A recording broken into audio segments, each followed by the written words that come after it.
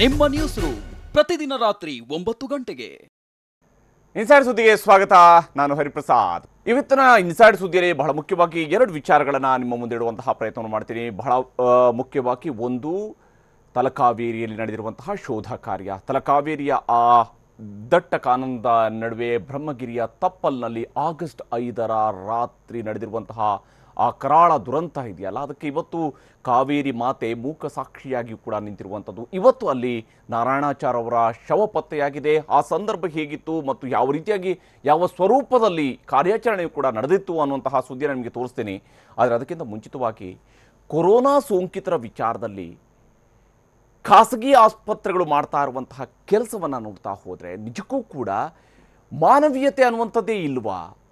ಸೋಂಕಿತರು ಅಂದ ತಕ್ಷಣವೇ, ಯಾಕಂದರೆ ಸೋಂಕಿನ ಬಗ್ಗೆ ಸಾಮಾನ್ಯ ಜನರಿಗೆ ಭಯ ಇರುವಂಥದ್ದು ಒಂದು ಭಾಗ. ಕೊರೋನಾ ಬರುತ್ತೆ ಅಂತ ಹೇಳುವಂಥ ಕಾರಣಕ್ಕೆ, ಕೊರೋನಾ ಹಬ್ಬುತ್ತೆ ಅನ್ನುವಂಥ ಕಾರಣಕ್ಕಾಗಿ ಸಾಮಾನ್ಯ ಜನರಿಗೆ ಒಂದಷ್ಟು ಭಯ ಇರುತ್ತೆ. ಅದು ಸಹಜ ಕೂಡ, ಯಾಕಂದರೆ ಅದರ ಬಗ್ಗೆ ಪೂರ್ಣವಾದಂಥ ಮಾಹಿತಿ ಇರೋದಿಲ್ಲ. ಆದರೆ ಆಸ್ಪತ್ರೆಗಳಿರೋದೇನಕ್ಕೆ? ಆಸ್ಪತ್ರೆಗಳಿರುವಂಥದ್ದು ಚಿಕಿತ್ಸೆಯನ್ನು ಕೊಡಿಸೋದಕ್ಕೆ. ಚಿಕಿತ್ಸೆ ಕೊಡಿಸುವಂತಹ ಸ್ಥಳದಲ್ಲಿನೇ ಸೋಂಕಿತರ ಕೈಕಾಲುಗಳಿಗೆ ಬೇಡಿ ತೋಡಿಸ್ತಾರೆ ಅಂತೇಳಿ. ಅಂದರೆ ಹೇಗೆ ಲಾಕಪ್ನಲ್ಲಿ ಇಡೋದಕ್ಕೆ ಬೇಡಿ ತೋರಿಸ್ತಾರಲ್ಲ, ಯಾವುದೋ ಕಳ್ಳತನ ಮಾಡಿ ಪರಾರಿ ಆಗಬಾರ್ದು ಅಂತೇಳಿ ಕಟ್ಟು ಹಾಕ್ತಾರಲ್ಲ, ಆ ಸ್ವರೂಪದಲ್ಲಿ ಬೇಡಿ ತೋರಿಸಿ ಇಡ್ತಾರೆ. ಇದನ್ನು ಬೇರೆ ಯಾರು ಹೇಳ್ತಿಲ್ಲ, ಇದನ್ನು ನಾವು ಹೇಳ್ತಾ ಇರುವಂಥದ್ದಲ್ಲ. ಖಾಸಗಿ ಆಸ್ಪತ್ರೆಗಳು ಇದನ್ನು ಹೇಳಿರುವಂಥದ್ದು, ಖಾಸಗಿ ಆಸ್ಪತ್ರೆಗಳು ಇಂಥದ್ದು ನಡೀತಾ ಇದೆ ಅನ್ನೋದನ್ನು ಹೇಳಿರುವಂಥದ್ದು. ಇವತ್ತು ನಡೆದಂತಹ ಸಾರ್ವಜನಿಕ ಲೆಕ್ಕಪತ್ರ ಸಮಿತಿಯ ಸಭೆಯಲ್ಲಿ ಬಿಜೆಪಿಯ ಶಾಸಕರೇ ಒಬ್ಬರು ಈ ವಿಚಾರವನ್ನು ಪ್ರಸ್ತಾಪಿಸಿದ್ದಾರೆ. ಇನ್ನೂ ಹಲವಾರು ವಿಚಾರಗಳು ಪ್ರಸ್ತಾಪ ಆಗಿದೆ ಇವತ್ತಿನ ಸಭೆಯಲ್ಲಿ. ಯಾಕಂದರೆ ಕೊರೋನಾ ವಿಚಾರದಲ್ಲಿ ಆಸ್ಪತ್ರೆಗಳು ನಡ್ಕೊಳ್ಳುತ್ತಿರುವಂತಹ ರೀತಿ ಮತ್ತು ಇದಕ್ಕೆ ಸಂಬಂಧಪಟ್ಟಂತೆ, ಯಾಕಂದರೆ ಮಾನವೀಯತೆ ಅನ್ನುವಂಥದ್ದು ಮರೆತು ಹೋಗ್ಬಿಟ್ರೆ ಯಾವ ಸ್ವರೂಪದಲ್ಲಿ ಹಾಗಾದರೆ ಮನುಷ್ಯತ್ವ ಅನ್ನುವಂಥದ್ದು ಉಳ್ಕೊಳ್ಳುತ್ತೆ? ಯಾವ ರೀತಿಯಾಗಿ ಮನುಷ್ಯರನ್ನ ಮನುಷ್ಯ ಅಂತೇಳಿ ನೋಡೋದಕ್ಕೆ ಸಾಧ್ಯ? ಈ ರೀತಿಯಾದ ಅನೇಕ ಪ್ರಶ್ನೆಗಳು ಈ ಘಟನೆಯಿಂದ ಹುಟ್ಟುಕೊಳ್ಳುವಂತಹದ್ದು. ನಿಮಗೆ ಈ ಸುದ್ದಿಯನ್ನು ತೋರಿಸ್ತೀನಿ. ಅದಾದ ನಂತರ ಇದಕ್ಕೆ ಸಂಬಂಧಪಟ್ಟಂತೆ ಇಬ್ಬರು ಶಾಸಕರ ಜೊತೆಗೆ, ಈ ಸಭೆಯಲ್ಲಿ ಭಾಗಿಯಾಗಿದ್ದಂತಹ ಇಬ್ಬರು ಶಾಸಕರ ಜೊತೆ ಮಾತನಾಡಿಸುವಂತಹ ಪ್ರಯತ್ನವನ್ನು ಕೂಡ ಮಾಡ್ತೀನಿ. ಮೊದಲಿಗೆ ಏನು ಇವತ್ತಿನ ಸಭೆಯಲ್ಲಿ ಚರ್ಚೆ ನಡೆದಿದೆ, ಯಾವ ರೀತಿಯಲ್ಲಿ ಆಸ್ಪತ್ರೆಗಳಲ್ಲಿ ಟ್ರೀಟ್ಮೆಂಟ್ ಸಾಗ್ತಾ ಇದೆ, ಶಾಸಕರು ಹೇಳ್ತಾ ಇರುವಂತಹ ಮಾತು ಏನಿದೆ ತೋರಿಸ್ತೀನಿ ನೋಡಿ.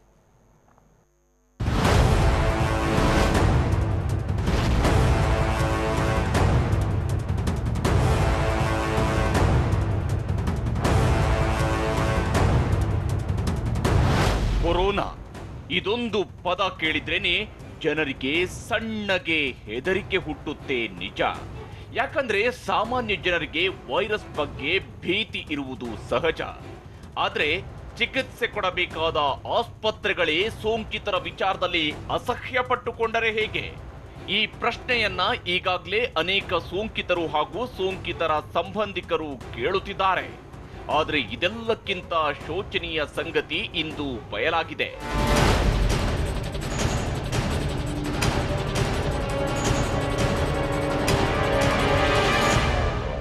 ವಿಧಾನಸೌಧದಲ್ಲಿ ನಡೆದ ಸಾರ್ವಜನಿಕ ಲೆಕ್ಕಪತ್ರ ಸಮಿತಿಯ ಸಭೆಯಲ್ಲಿ ಈ ವಿಷಯ ಪ್ರಸ್ತಾಪವಾಗುತ್ತಲೇ ಅಲ್ಲಿದ್ದ ಸಮಿತಿಯ ಸದಸ್ಯರು ದಂಗಾಗಿ ಹೋಗಿದ್ದಾರೆ.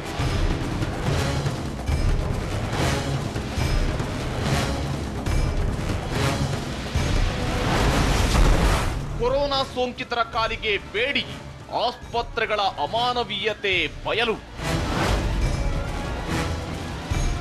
ಹೌದು, ಕಾಂಗ್ರೆಸ್ನ ಹಿರಿಯ ಶಾಸಕ ಎಚ್.ಕೆ. ಪಾಟೀಲ್ ಅಧ್ಯಕ್ಷರಾಗಿರುವ ಸಾರ್ವಜನಿಕ ಲೆಕ್ಕಪತ್ರ ಸಮಿತಿಯ ಸಭೆಯಲ್ಲಿ ಇಂಥದ್ದೊಂದು ವಿಷಯ ಪ್ರಸ್ತಾಪವಾಗಿದೆ. ಆಸ್ಪತ್ರೆಗಳ ಅಮಾನವೀಯ ವರ್ತನೆಯ ಬಗ್ಗೆ ಚರ್ಚೆ ನಡೆದಿದೆ. ಅದರಲ್ಲೂ ಬೊಮ್ಮನಹಳ್ಳಿ ಕ್ಷೇತ್ರದ ಶಾಸಕ ಸತೀಶ್ ರೆಡ್ಡಿ ತಾವು ಬೆಂಗಳೂರು ದಕ್ಷಿಣ ವಲಯದಲ್ಲಿ ಆಸ್ಪತ್ರೆಗಳಿಗೆ ಭೇಟಿ ನೀಡಿದಾಗ ಕಂಡ ದೃಶ್ಯವನ್ನ ಸಮಿತಿಯ ಮುಂದೆ ವಿವರಿಸಿದ್ದಾರೆ. ಕೆಲ ಆಸ್ಪತ್ರೆಗಳಲ್ಲಿ ಐಸಿಯುನಲ್ಲಿರುವ ಸೋಂಕಿತರ ಕಾಲಿಗೆ ಬೇಡಿ ತೊಡಿಸುತ್ತಿದ್ದಾರಂತೆ. ಬೆಡ್ನಿಂದ ಕೆಳಗಿಳಿದು ಹೋಗಬಾರದು ಎಂದು ಸೋಂಕಿತರ ಕಾಲಿಗೆ ಬೇಡಿ ತೊಡಿಸಿ ಲಾಕ್ ಮಾಡಲಾಗುತ್ತದೆ ಎನ್ನುವುದನ್ನ ವಿವರಿಸಿದ್ದಾರೆ.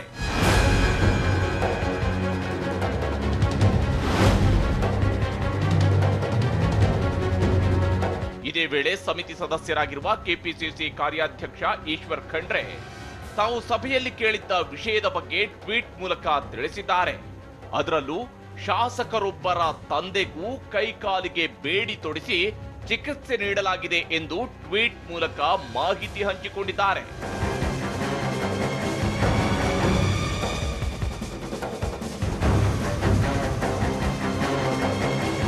ಖಾಸಗಿ ಆಸ್ಪತ್ರೆಗಳಲ್ಲಿ ನಡೆಯುತ್ತಿರುವ ಅಮಾನವೀಯ ಕೃತ್ಯಗಳ ಬಗ್ಗೆ ಇಂದು ಸಾರ್ವಜನಿಕ ಲೆಕ್ಕಪತ್ರ ಸಮಿತಿ ವಿಸ್ತೃತವಾಗಿ ಚರ್ಚೆ ನಡೆಸಿದೆ. ಬೇಡಿ ತೋರಿಸಿರುವ ಘಟನೆಯ ಬಗ್ಗೆ ಪರಿಶೀಲಿಸಲು ವಿಶೇಷ ಸಮಿತಿಯೊಂದನ್ನು ರಚಿಸುವಂತೆ ಬಿಬಿಎಂಪಿ ಆಯುಕ್ತರಿಗೆ ಸಾರ್ವಜನಿಕ ಲೆಕ್ಕಪತ್ರ ಸಮಿತಿ ಆದೇಶಿಸಿದೆ. ಐಸಿಯುಗಳಲ್ಲಿ ಆಗಲಿ ಅಥವಾ ಹಾಸ್ಪಿಟಲ್ಗಳಲ್ಲಾಗಲಿ ಈ ಪೇಷಂಟ್ಸನ್ನ ಕಟ್ತಾರೆ, ಅವ್ರು ಓಡಿ ಹೋಗಬಾರ್ದು ಅಂತ ಕಟ್ತಾರೆ ಹಾಗೆ ಅಂತೇಳಿ ಹೇಳಿದರು. BBMP ಕಮಿಷನರ್ ಅವರ ಗಮನಕ್ಕೆ ಇಂಥ ಗಂಭೀರವಾಗಿರ್ತಕ್ಕಂಥದ್ದು ಇದು ಬಂದಿಲ್ಲ ಅಂತ ಹೇಳಿದ್ದಾರೆ. ತಕ್ಷಣ ಅದನ್ನು ಗಮನಿಸಿ ಕ್ರಮ ತೆಗೆದುಕೊಳ್ತೀವಿ ಅಂತೇಳಿ. ಇದಿಷ್ಟೇ ಅಲ್ಲ, ಸೋಂಕಿತರು ಮೃತಪಟ್ಟಾಗ ಕನಿಷ್ಠ ಅಂತಿಮ ದರ್ಶನ ಪಡೆಯುವ ವೇಳೆ ಮುಖ ಕೂಡ ನೋಡಲು ಸಂಬಂಧಿಕರಿಗೆ ಅವಕಾಶ ಸಿಗುತ್ತಿಲ್ಲ. ಇದು ಸರಿಯಲ್ಲ ಎಂಬ ಅಭಿಪ್ರಾಯವನ್ನ ಖುದ್ದು ಶಾಸಕರೇ ಇಂದಿನ ಸಭೆಯಲ್ಲಿ ಹೇಳಿದ್ದಾರೆ. ಮೃತಪಟ್ಟವರ ಮುಖ ಕಾಣಿಸುವಂತೆ ಪ್ಲಾಸ್ಟಿಕ್ ಹೊದಿಕೆ ಹಾಕಿಸುವ ಬಗ್ಗೆಯೂ ಇಂದು ಸಭೆಯಲ್ಲಿ ಶಾಸಕರು ಸಲಹೆ ನೀಡಿದ್ದಾರೆ. ಆದಮೇಲೆ ಆ ಪೇಷಂಟ್ ಮುಖ ನೋಡಲಿಕ್ಕೆ ಪೂರ್ತಿಯಾಗಿ ಕವರ್ ಮಾಡಿರ್ತಾರೆ. ಮುಖ ನೋಡಲಿಕ್ಕೂ ಕೂಡ ಸಾಧ್ಯ ಆಗದಿರೋಂಥ ಪರಿಸ್ಥಿತಿಗೆ ಜನ ಕಂಪ್ಲೇಂಟ್ ಮಾಡೋವಂಥದ್ದನ್ನು ನಾನು ನೋಡಿದ್ದೇನೆ. ಆದ್ದರಿಂದ ಅಟ್ಲೀಸ್ಟ್ ಪ್ಲಾಸ್ಟಿಕ್ ಕವರ್, ಆ ಮುಖ ಕಾಣಿಸೋ ರೀತಿಯಲ್ಲಿ ಪ್ಲಾಸ್ಟಿಕ್ ಕವರನ್ನು ಹಾಕುವಂಥ ಕೆಲಸನೂ ಮಾಡಬೇಕು ಅಂತ ಕೂಡ ನಾವು ಈಗಾಗಲೇ ಕಮಿಷನರ್ ಅವ್ರಿಗೆ ಈ ಸಭೆ ಮೂಲಕ ನಾವು ಅವ್ರಿಗೆ ಮನವಿ ಮಾಡ್ತೀವಿ. ಇನ್ನು ಆಸ್ಪತ್ರೆಯಲ್ಲಿ ಚಿಕಿತ್ಸೆ ಪಡೆಯುತ್ತಿರುವ ಕೊರೋನಾ ಸೋಂಕಿತರಲ್ಲಿ ವೆಂಟಿಲೇಟರ್ಗೆ ಹೋದವರು ಬದುಕಿ ಬರುವುದೇ ಕಷ್ಟ ಎಂಬ ಬಗ್ಗೆಯೂ ಸಭೆಯಲ್ಲಿ ಚರ್ಚೆಯಾಗಿದೆ. ವೆಂಟಿಲೇಟರ್ಗೆ 10 ಮಂದಿ ಹೋದರೆ ಅದರಲ್ಲಿ 9 ಮಂದಿ ಬದುಕಿ ಬರುವ ಖಾತ್ರಿ ಇರುವುದಿಲ್ಲ ಎಂದು ಸಭೆಯಲ್ಲಿ ಶಾಸಕರು ಹೇಳಿದ್ದನ್ನ ಕೇಳಿ ಸಮಿತಿ ಸದಸ್ಯರು ಸುಸ್ತಾಗಿದ್ದಾರೆ. ಐಸಿಯುನಲ್ಲಿ 10 ಜನ ಹೋದರೆ ಅದರಲ್ಲಿ 9 ಜನ ಡೆತ್ ಆಗ್ತಿದ್ದಾರೆ. ಎಲ್ಲೋ ಕೆಲವು ಕಡೆ ಐಸಿಯುನಲ್ಲಿ ಇದ್ದವ್ರನ್ನ ಈ ಕೈ ಕಟ್ಟೋದು ಇದೆಲ್ಲ ಆಗ್ತಾ ಇದೆ ಅನ್ನೋದನ್ನು ಗಮನಕ್ಕೆ ಬಂದಾಗ ಭಾಳಷ್ಟು ಇದು ಆತಂಕ ತರತಕ್ಕಂಥದ್ದು ಮತ್ತು ಇದನ್ನು ಸರಿ ಮಾಡಬೇಕು ಅನ್ನೋದ್ರ ಬಗ್ಗೆಯೂ ಕೂಡ ಈಗಾಗಲೇ ಎಲ್ಲ ಸದಸ್ಯರುಗಳು ನಾವು ಅಲ್ಲಿ ಅಭಿಪ್ರಾಯ ವ್ಯಕ್ತಪಡಿಸಿದ್ದೇವೆ. ಬಹುಶಃ ಅಧಿಕಾರಿಗಳು ಕೂಡ ಅದನ್ನು ಗಂಭೀರವಾಗಿ ತಗೊಂಡಿದ್ದಾರೆ, ಮಾಡ್ತಾರೆ ಅಂತ. ಇನ್ನು ಇಂದಿನ ಸಭೆಯಲ್ಲಿ ಸರ್ಕಾರ ಕೊರೋನಾ ನಿರ್ವಹಣೆ ವೇಳೆ ಖರೀದಿಸಿದ ವೈದ್ಯಕೀಯ ಪರಿಕರಗಳ ವಿಚಾರದ ಬಗ್ಗೆಯೂ ಚರ್ಚೆಯಾಗಿದೆ. ಆದರೆ ಸಚಿವರು ಈಗಾಗಲೇ ನೀಡುತ್ತಿರುವ ಸ್ಪಷ್ಟನೆ ಬಗ್ಗೆ ಯಾವುದೇ ಪ್ರತಿಕ್ರಿಯೆ ನೀಡದ HK ಪಾಟೀಲ್ ಖರೀದಿಯ ಬಗ್ಗೆ ಆಡಿಟ್ ಮಾಡುವಂತೆ CAGಗೆ ಸೂಚನೆ ನೀಡಲು ನಿರ್ಧರಿಸಿದ್ದಾರೆ. ನಾವು ಈ PAC ಒಳಗೆ ಒಟ್ಟಾಭಿಪ್ರಾಯದಿಂದ ಸರ್ವಾನುಮತದಿಂದ ಸ್ಪೆಷಲ್ ಆಡಿಟ್ ಮಾಡಬೇಕು ಅಂಥೇಳಿ ಈಗಾಗಲೇ CAG ಅವ್ರಿಗೆ ನಾವು ಸೂಚನೆಯನ್ನು ಕೊಟ್ಟಿದ್ದೇವೆ.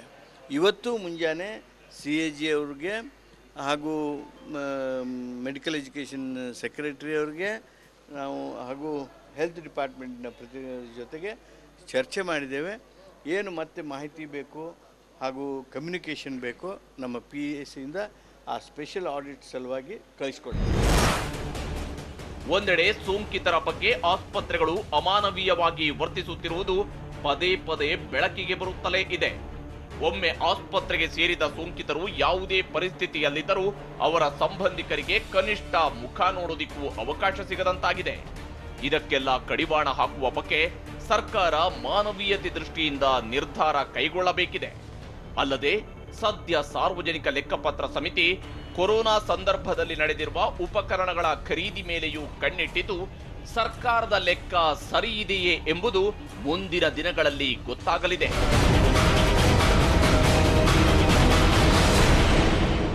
ನಾವು ವಿನಯ್ ಜೊತೆ ಪ್ರಮೋದ್, TV9 ಬೆಂಗಳೂರು.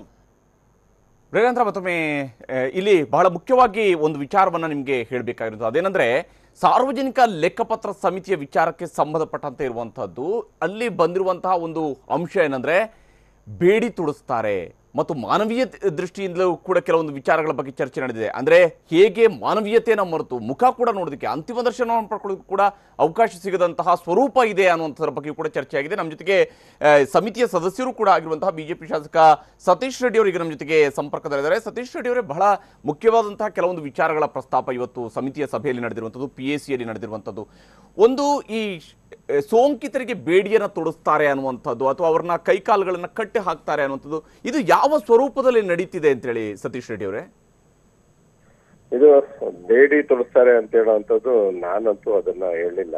ಹಾ ಹಾ ಕೈಕಾಲು ಕಟ್ಟಾಕುವಂತದ್ರ ಬಗ್ಗೆ ಅನೇಕ ಫ್ಯಾಮಿಲೀಸ್ ನನಗೆ ಹೇಳಿದಂಥದ್ದನ್ನ ನಾನು ಪ್ರಸ್ತಾಪ ಮಾಡಿದ್ದೇನೆ. ಓಕೆ ಅದು ಬೇಡಿ ತೋರಿಸಿದಂಥದ್ದು ಬೇರೆ ಯಾರಾದ್ರೂ ಹೇಳಿರ್ಬೋದು, ನನ್ಗೆ ಗೊತ್ತಿಲ್ಲ. ಓಕೆ ಓಕೆ ಬಟ್ ಅದಾದ ನಂತರ ಎರಡನೇದು ತಾವು ಹೇಳಿದಂಥದ್ದು ಮುಖ ಪೂರ್ತಿ ಕವರ್ ಮಾಡ್ತಾರೆ ಅಂತ ಹೇಳಿ. ನಿಜ ನಿಜ. ಆ ಮುಖ ಪೂರ್ತಿ ಕವರ್ ಮಾಡೋಂಥದ್ರ ಬಗ್ಗೆ ನಾನು ಪ್ರಸ್ತಾಪ ಮಾಡಿದ್ದೇನೆ. ಅಂತ ಹೇಳಿದ್ರೆ ಈ ಪೇಷಂಟ್ಸ್ ಸತ್ತಂತ ಸಂದರ್ಭದಲ್ಲಿ ಅವ್ರಿಗೆ ಪೂರ್ತಿಯಾದಂತ ಒಂದು ಕವರ್ ಅನ್ನ ಮಾಡಿ ಕೊಡುವಂತದನ್ನ ನಾನು ನೋಡಿದ್ದೇನೆ. ಅದರಿಂದ ಮುಖ ಕಾಣಿಸೋ ರೀತಿಯಲ್ಲಾದ್ರೂ ಆ ಪ್ಲಾಸ್ಟಿಕ್ ವಿಸಿಬಲ್ ಪ್ಲಾಸ್ಟಿಕ್ ಕವರ್ ಅನ್ನ ಮುಖಕ್ಕೆ ಅಳವಡಿಸ್ಬೇಕು ಅಂತ ಹೇಳಿ ನಾನು ಯಾಕಂದ್ರೆ ಪ್ರತಿಯೊಬ್ರು ಕೂಡ ಒಮ್ಮೆ ಆಸ್ಪತ್ರೆಗೆ ಹೋದ ನಂತರ ಆ ಫ್ಯಾಮಿಲಿ ಮೆಂಬರ್ಗೆ ಒಬ್ರು ಕೂಡ ನೋಡೋಕೆ ಬಿಡಿಲ್ಲ. ಅನೇಕ ಕೇಸ್ಗಳಲ್ಲಿ ಅನೇಕರು ಹೇಳ್ತಾರೆ ಇದನ್ನ, ಯಾರ್ಯಾರು ತೀರ್ಕೊಂಡಿದ್ದಾರೆ ಅವರನ್ನ ಆಸ್ಪತ್ರೆ ಕರ್ಕೊಂಡು ಹೋಗಿರೋದು ಬಿಟ್ರೆ ನಂತರ ಅವರ ಫ್ಯಾಮಿಲಿ ಮೆಂಬರ್ಸ್ಗೆ ನೋಡೋದಕ್ಕೂ ಕೂಡ ಬಿಡೋದಿಲ್ಲ. ಬಹುಶಃ ಇಷ್ಟೊಂದು ಅಮಾನವೀಯವಾಗಿ ವರ್ತಿಸ್ಬೇಕಾ? ಅದ್ರ ಬದಲಿಗೆ ಅವರನ್ನ ಒಂದು ದೂರದಿಂದ ನೋಡೋದಕ್ಕೆ ಒಂದು ವ್ಯವಸ್ಥೆ ಮಾಡುವಂಥದ್ದು ಇಂಥದ್ದೇನು ಮಾಡೋದಕ್ಕೆ ಸಾಧ್ಯ ಆಗೋದಿಲ್ವಾ ಸತೀಶ್ ರೆಡ್ಡಿ ಅವರೇ? ಇಲ್ಲ, ಹೌದು, ಅದು ಒಂದಷ್ಟು ಕಂಪ್ಲೇಂಟ್ಸ್ ಇದೆ. ಯಾಕಂದ್ರೆ ಪೇಷಂಟ್ ಪ್ರೈವೇಟ್ ಆಸ್ಪತ್ರೆಗೆ, ವಿಶೇಷವಾಗಿ ನಾನು ಗವರ್ಮೆಂಟ್ ಆಸ್ಪತ್ರೆಗಳಿಗೆ ನಾನು ಇವತ್ತು ಅಭಿನಂದನೆ ಸಲ್ಲಿಸಿದ್ದೇನೆ ಸಭೆಯಲ್ಲಿ. ಯಾಕೆ ಅಂತ ಹೇಳಿದ್ರೆ ವಿಕ್ಟೋರಿಯಾ ಇರ್ಬೋದು ಅಥವಾ ರಾಜೀವ್ ಗಾಂಧಿ ಆಸ್ಪತ್ರೆ ಇರ್ಬೋದು, ಆ ಆಸ್ಪತ್ರೆಗಳಲ್ಲಿ ಸೇರಿದಂತ ಪೇಷಂಟ್ಸ್ ತುಂಬಾ ಚೆನ್ನಾಗಿ ಆಗಿದ್ದಾರೆ. ಪ್ರೈವೇಟ್ ಆಸ್ಪತ್ರೆಗಳಲ್ಲಿ ಕೆಲವು ಆಸ್ಪತ್ರೆಗಳಲ್ಲಿ ಒಂದಷ್ಟು ಪೇಷಂಟ್ ನ ನೋಡ್ಲಿಕ್ಕೆ ಬಿಡೋದಿಲ್ಲ. ಮತ್ತೆ ಅವರು ಸತ್ತು ಹೋದ್ಮೇಲೆನು ಶವ ಕೊಡುವಂತದಕ್ಕೂ ಕೂಡ ಒಂದಷ್ಟು ತೊಂದರೆ ಕೊಡ್ತಾ ಇದ್ದಾರೆ. ಹಣವನ್ನ ಕಟ್ಟಲಿಕ್ಕೆ ಸ್ವಲ್ಪ ಇದ್ ಮಾಡ್ತಾರೆ ಅಂತ ಕಂಪ್ಲೇಂಟ್ಸ್ ಬಂದಿರೋಂಥದ್ದು. ಅದನ್ನ ನಾನು ಇವತ್ತು ಸಂಬಂಧಪಟ್ಟವರ ಗಮನಕ್ಕೆ, ಕಮಿಷನರ್ಗೆ, ಅವ್ರಿಗೆಲ್ಲರಿಗೂ ಕೂಡ ನಾನು ತಂದಿದ್ದೇನೆ. ಒಂದಷ್ಟು ಪ್ರಕರಣಗಳು ಈ ರೀತಿ ಕೆಲವು ಹಣನೇ ಮುಖ್ಯ ಅನ್ನೋಂತ ತಿಳ್ಕೊಂಡಿರುವಂತ ಆಸ್ಪತ್ರೆಗಳು ಇದಾವೆ. ಮಾನವೀಯತೆ ಇರುವಂತ ಆಸ್ಪತ್ರೆಗಳು ಕೆಲವು ಇದಾವೆ.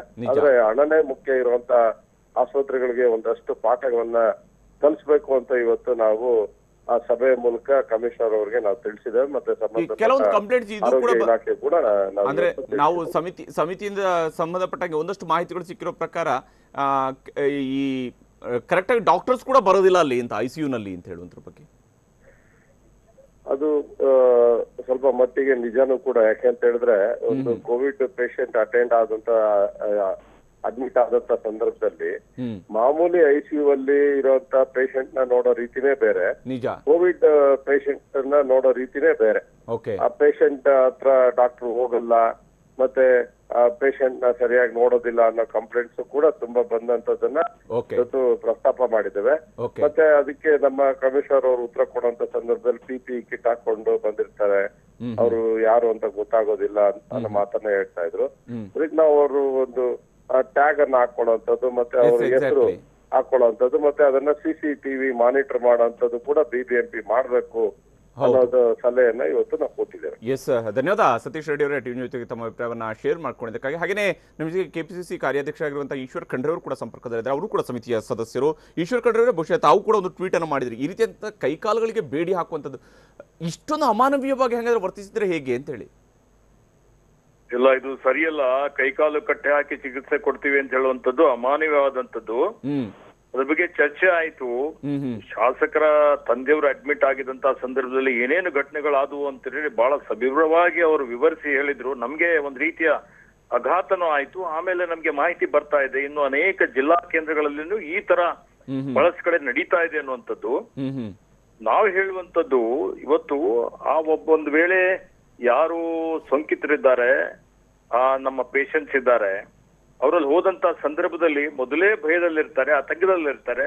ಇವತ್ತು ಸರ್ಕಾರಿ ಆಸ್ಪತ್ರೆ ಅಂತ ಹೇಳಿದ್ರೆ ಅವ್ರಿಗೆ ಏನಾದ್ರೂ ಆಕ್ಸಿಜನ್ ಕೊಡೋ ಹೊತ್ನಾಗ ಅವ್ರ ಸಮಸ್ಯೆ ಮಾಡಿದ್ರು ಅವ್ರಿಗೆ ಮನವೊಲಿಕೆ ಮಾಡುವಂತದ್ದು, ಅವ್ರಿಗೆ ಒಳ್ಳೆ ರೀತಿಯಿಂದ ಮನವೊಲಿಸಿ ಒಂದು ಹೋಮ್ ಅಟ್ಮಾಸ್ಫಿಯರ್ ಇರ್ಬೇಕಲ್ಲಿ. ನಿಜ.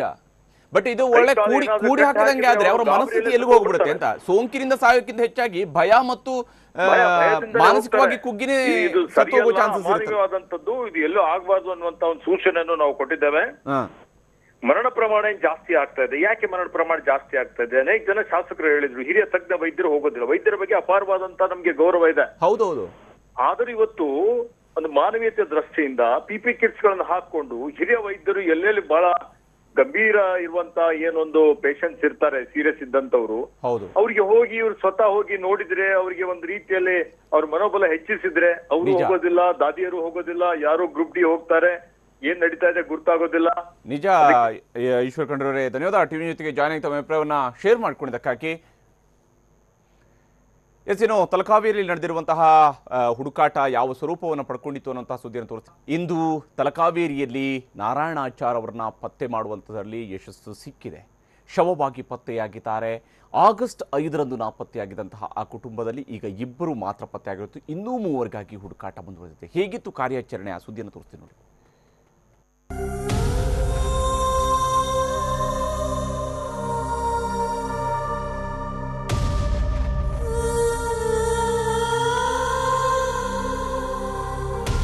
ನಾಡಿನ ಜೀವನದಿಯ ಉಗಮ ಸ್ಥಾನದಲ್ಲಿ ಈಗ ನೀರವ ಮೌನ ಮನೆ ಮಾಡಿದೆ. ನಡೆದು ಹೋದ ದುರಂತಕ್ಕೆ ತಾಯಿ ಕಾವೇರಿಯು ಮೂಕ ಸಾಕ್ಷಿಯಾಗಿದ್ದಾಳೆ. ಕಾವೇರಿಯ ಉಗಮ ಸ್ಥಾನದಲ್ಲಿ ಬ್ರಹ್ಮ ಕುಂಡಿಕೆಗೆ ಅರ್ಚನೆ ಮಾಡುತ್ತಿದ್ದ ನಾರಾಯಣ ಆಚಾರ್ ಅದೇ ಬ್ರಹ್ಮಗಿರಿಯ ತಪ್ಪಲಲ್ಲಿ ಶವವಾಗಿ ಪತ್ತೆಯಾಗಿದ್ದಾರೆ.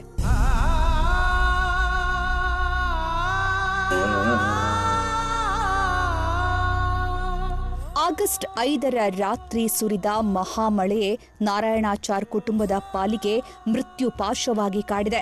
ಬ್ರಹ್ಮಗಿರಿಯ ತಪ್ಪಲಲ್ಲಿ ಮನೆ ಕಟ್ಟಿಕೊಂಡು ಅದೇ ಬ್ರಹ್ಮಗಿರಿ ತಮಗೆ ರಕ್ಷಾ ಕವಚವಾಗಿ ನಿಲ್ಲುತ್ತೆ ಎಂಬ ನಂಬಿಕೆಯಲ್ಲಿ ನಾರಾಯಣಾಚಾರ್ ಕುಟುಂಬದವರು ಬದುಕು ಸಾಗಿಸುತ್ತಾ ಬಂದಿದ್ದರು. ಆದರೆ ಆಗಸ್ಟ್ 5ರ ರಾತ್ರಿ ಆ ಬ್ರಹ್ಮಗಿರಿಯೇ ಕುಸಿದು ಹೋಗಿದೆ. ಸುಮಾರು 50 ಎಕರೆಯಷ್ಟು ಪ್ರದೇಶ ಕುಸಿದಿದ್ದರಿಂದ ಅದರಲ್ಲೇ ನಾರಾಯಣಾಚಾರ್ ಹಾಗೂ ಅವರ ಕುಟುಂಬದವರು ಮನೆಯ ಸಮೇತ ಕೊಚ್ಚಿ ಹೋಗಿದ್ದರು.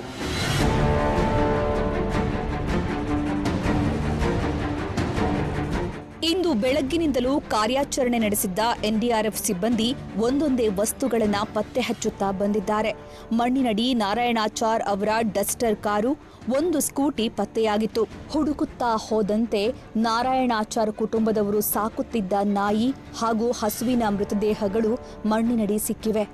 ಇದೇ ಜಾಡು ಹಿಡಿದು ಹೋದ ಎನ್ಡಿಆರ್ಎಫ್ ಸಿಬ್ಬಂದಿಗೆ ಅಲ್ಲಿ ಮರಕ್ಕೆ ಸಿಲುಕಿದ್ದ ಕಾಲು ಪತ್ತೆಯಾಗಿದೆ. ಒಂದು ಮರದ ಹತ್ರ ಅದು ಬಹಳ ಆಶ್ಚರ್ಯ ಆಗುತ್ತೆ. ಮರ ಹೀಗಿದೆ, ಮರದ ಆಚೆಗೆ ಬಾಡಿ ಅಂದರೆ ತಲೆ ಹೊಟ್ಟೆ ಎಲ್ಲ ಮುಂದೆ ಇದೆ, ಕಾಲು ಮಾತ್ರ ಈ ಕಡೆ ಹೊರಗಡೆ ಕಾಣಿಸ್ತಾ ಇತ್ತು. ನಾವು ಅಲ್ಲಿ ಹೋಗಿ ಬಿದ್ದಿರೋದನ್ನು ನೋಡಿದರೆ ನಾವು ಕಲ್ಪನೆನೂ ಕೂಡ ಮಾಡ್ಲಿಕ್ಕಾಗಲ್ಲ. 2 ಕಿಲೋಮೀಟರ್ ದೂರದಲ್ಲಿ ಅದು ಹೋಗಿ ಮರದಿಂದ ಆಚೆ ಸೈಡಿಗೆ ಹೋಗಿ ಬಿದ್ದಿದೆ ಅಂತಂದ್ರೆ, ಅಂದರೆ ಈ ಕಡೆಯಿಂದ ಹೋಗಿ ಹೊಡೆದಿರೋದಲ್ಲ, ಆ ಕಡೆ ಸೈಡಿಂದ ಬಿದ್ದಿದೆ, ಬರೀ ಕಾಲೊಂದು ಈ ಕಡೆ ಕಾಣಿಸ್ತಿದೆ. ಎನ್ಡಿಆರ್ಎಫ್ ತಂಡದ ಜೊತೆಗೆ ಹೋಗಿದ್ದ ಸಂಸದ ಪ್ರತಾಪ್ ಸಿಂಹ ಅಲ್ಲಿ ನಾರಾಯಣಾಚಾರ್ ಶವ ಕಂಡಿದ್ದಾರೆ. ಅರ್ಚಕರು ವಾಸವಿದ್ದ ಮನೆಯಿಂದ ಸರಿಸುಮಾರು 2.5 ಕಿಲೋಮೀಟರ್ ದೂರದಲ್ಲಿ ನಾರಾಯಣಾಚಾರ್ ಶವ ಪತ್ತೆಯಾಗಿದೆ. ಅಂದಹಾಗೆ ಮೊನ್ನೆ ಪತ್ತೆಯಾಗಿದ್ದ ನಾರಾಯಣಾಚಾರ್ ಸಹೋದರ ಆನಂದ ತೀರ್ಥರ ಶವ ಮನೆಯ ಸಮೀಪದಲ್ಲೇ ಸಿಕ್ಕಿತ್ತು. ಆದರೆ ನಾರಾಯಣಾಚಾರ್ ಅವರನ್ನ ಮಣ್ಣು ಹಾಗೂ ಪ್ರವಾಹ ಸುಮಾರು 2.5 ಕಿಲೋಮೀಟರ್ವರೆಗೆ ಕೊಚ್ಚಿಕೊಂಡು ಹೋಗಿದೆ. ಶವ ಪತ್ತೆಯಾಗ್ತಾ ಇದ್ದಂತೆ ಅವರ ಮಕ್ಕಳ ಆಕ್ರಂದನ ಮುಗಿಲು ಮುಟ್ಟಿತ್ತು. ಅಪ್ಪ ಸಿಕ್ಕರೂ ಅಮ್ಮ ಎಲ್ಲಿದ್ದಾರೆ ಎನ್ನುವುದು ಗೊತ್ತಿಲ್ಲದೆ ಅಳುವೆ ಮಕ್ಕಳ ಪಾಲಿಗೆ ಉಳಿದಿತ್ತು. ಅವರನ್ನ ಸಮಾಧಾನಿಸುವ ಪ್ರಯತ್ನವನ್ನ ಕೊಡಗು ಉಸ್ತುವಾರಿ ಸಚಿವ ವಿ ಸೋಮಣ್ಣ ಮಾಡಿದ್ರು. ಸಿಎಂ ಜೊತೆಗೂ ಮಾತಾಡಿಸಿ ಇಂದೇ ಶವ ಸಂಸ್ಕಾರ ನಡೆಸುವ ಬಗ್ಗೆಯೂ ಕುಟುಂಬದವರನ್ನ ಒಪ್ಪಿಸಿದ್ರು. ಏನಿವತ್ತು ನಾವು ಇದು ಮಾಡಿದ್ದೀವಿ, ಇದು ಇವತ್ತೇ ಅವರ ಅಂತ್ಯ ಸಂಸ್ಕಾರವನ್ನು ಮಾಡ್ತಕ್ಕಂಥದಕ್ಕೂ ಅವ್ರ ಕುಟುಂಬದವರು ಒಪ್ಕೊಂಡಿದ್ದಾರೆ. ಇದು ನಾಳೆಯಿಂದ ಮತ್ತೆ ನಮ್ಮ ರೆಸ್ಕ್ಯೂ ಆಪರೇಷನ್ನು ಇನ್ನೂ 3 ಜನ ಏನಿದ್ದಾರೆ ಅದಾಗ್ತದೆ. ಬೇರೆ ಬೇರೆ ಯಾವ ರೀತಿ ಇದನ್ನ ಕೆಲಾಮಿಟಿ ಇದನ್ನ ಮಾಡಬೇಕಾಗೆಲ್ಲವನ್ನು ಕೂಡ ಮಾಡ್ತೀವಿ. ಕಾವೇರಿಗೆ ನಿತ್ಯ ಪೂಜೆ ಸಲ್ಲಿಸುತ್ತಿದ್ದ ನಾರಾಯಣಾಚಾರ್ ಕಾವೇರಿಯ ಮಡಿಲಲ್ಲೇ ಚಿರನಿದ್ರೆಗೆ ಜಾರಿದ್ದಾರೆ. ಆ ಕರಾಳ ರಾತ್ರಿ ಪ್ರವಾಹ ಅವರ ಕುಟುಂಬದ ಸದಸ್ಯರನ್ನ ಕೊಚ್ಚಿಕೊಂಡು ಹೋದಾಗ ಅವರು ಅನುಭವಿಸಿರಬಹುದಾದ ನೋವನ್ನ ಊಹಿಸಿಕೊಳ್ಳೋದು ಅಸಾಧ್ಯ. ಪ್ರಕೃತಿಯ ಮುಂದೆ ಮನುಷ್ಯ ಅದೆಷ್ಟು ಸಣ್ಣವನು ಅನ್ನೋದನ್ನ ಮಹಾಮಳೆ ಮತ್ತೆ ಮತ್ತೆ ಸಾಬೀತುಪಡಿಸಿ ಏನು ಆಗಿಯೇ ಇಲ್ಲವೇನೋ ಎಂಬಂತೆ ನಿಂತು ಹೋಗಿದೆ. ಬ್ರಹ್ಮಗಿರಿಯ ದುರಂತದ ನಂತರವಾದರೂ ಸರ್ಕಾರ ಎಚ್ಚೆತ್ತುಕೊಂಡು ಅಪಾಯದಂಚಿನಲ್ಲಿರುವ ಕುಟುಂಬಗಳನ್ನ ಮಹಾಮಳೆಗೂ ಮುಂಚಿತವಾಗಿಯೇ ಸ್ಥಳಾಂತರ ಮಾಡಿದ್ರೆ ಮಾತ್ರ ಅಪಾಯದಿಂದ ಬಚಾವಾಗಲು ಸಾಧ್ಯ.